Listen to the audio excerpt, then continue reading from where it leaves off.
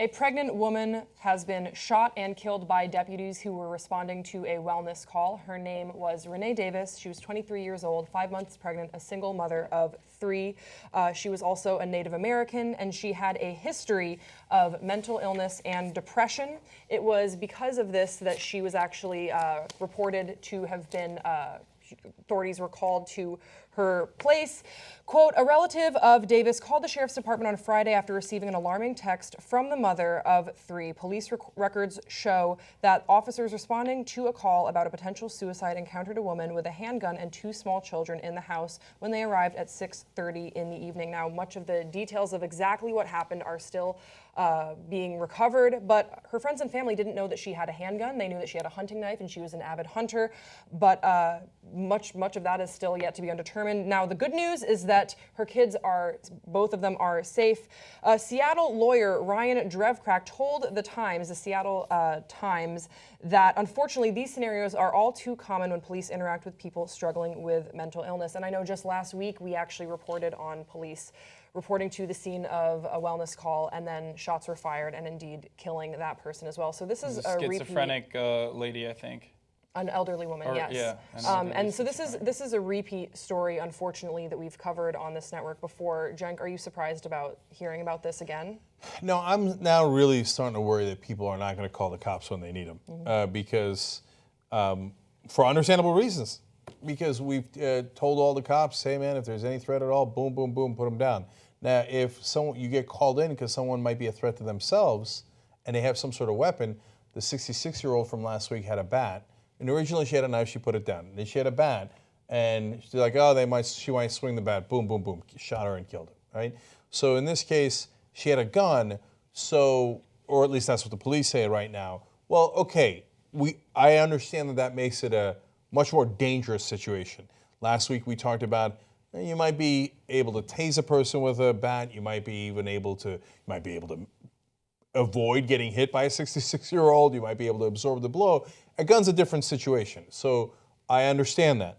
At the same time, when they call you to help the person, you should really, really go out of your way to try to help them. Like, you can't take extraordinary risks with your life. You know, I often criticize the cops for taking not enough risks. They take no risk, no risk. In this case, we had a real risk. We had a gun. If they're right about that. The narrative there also were children around, and I think they probably, like, the narrative that the police department is trying to put together is that, you know, that she could have been a threat to the children. Right, if there was a handgun, and I can't believe But shooting within the apartment is also a threat to the children. Oh, no, absolutely. Right. So some police departments do this right. We've talked about it before. Apparently Seattle is on its path to doing it right, but there's a lot of different police departments within the state of Washington. San Antonio does it right. They train their cops to be aware of mental illnesses and how you de-escalate.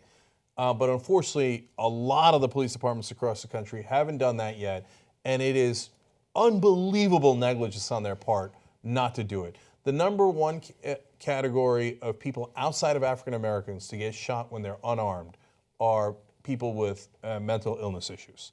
And so in the coast, the number one category of people killed again is African Americans. Within the middle of the country, where there's less African Americans, the number one category is people with mental issues. Because cops come in, everything's a threat. Oh, he's acting erratically, boom, boom, boom. Okay. Have you heard? Last thing is what I started with, which is, now, if this keeps on happening, we're not making it, we're reporting it, right? So it keeps happening over and over. Then you're going to have another problem, which is, well, I got a person acting, with significant issues here. I'm worried they're going to hurt themselves, but I can't call the cops because the cops will kill them, right? And then you've got that set of problems to deal with. And by the way, so the one thing I want to say is, this isn't necessarily new. Have you heard of the term suicide by cop? This has but that's a little different. So and by the way, so one of the stories we covered, the guy was saying to the cops, like, kill me, or, I hate my life. Well, that suicide by cop doesn't necessarily have to mean kill me. They don't have to say that, but they'll usually point a gun in their direction knowing full well that the police officers will respond and shoot then kill them. That's right. So, but I view that to be a separate category. In this case, and in the 66-year-old woman from last week, there was no facts leading us to believe that it was a suicide by cop. They didn't say anything along those lines. They were acting erratically, but they didn't seem to want to die, and that's why their family members called to try to save them. Especially in the case of the 66-year-old, swinging a bat is not. It doesn't call for that. But what I was trying to say is, this is in our culture. Like, people are aware that police officers will shoot you on sight. Otherwise, no one would think to even come up with something like, oh, suicide by cop. Whereas what I'm saying is it's so pervasive that it happens so frequently that it's a part of our culture, and it's been a part of our culture for a while. It's maybe the silver lining in this instance is that because of the more awareness around it, we now see the Department of Justice probing these departments and then coming out with really conclusive results, really horrific, disproportionate racism, like in the instance of Baltimore Police Department.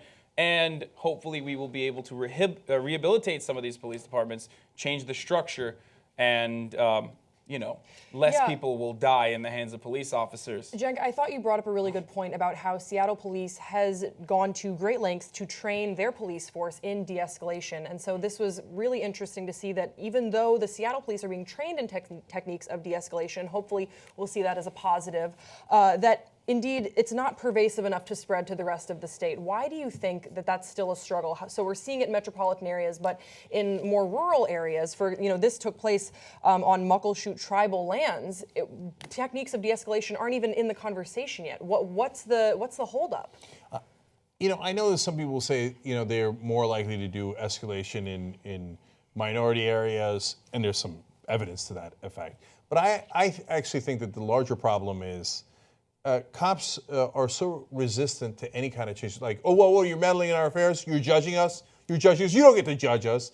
And actually, the police unions oftentimes go out of their way to defend cops, right or wrong. And I get it, they're a union, right? But it makes them super resistant to change. And in their minds, from their perspective, they feel besieged. And so they're like, no way, we're not doing anything wrong, and we got to protect ourselves. So whereas people are coming to them and saying, hey guys, just calm down for a second. Let's try to figure out how we can all do this better together. But they're like, you're running into a brick wall with an old school way of thinking, which is my way or the highway. And if I'm doing it this way, then it must be right. And I'm never going to change anything. And it's literally getting people killed. We need independent media to make sure that we hold corporate media accountable. The people that can make that happen is you. You make the Young Turks possible. tytnetwork.com/join. Join us. Be the revolution.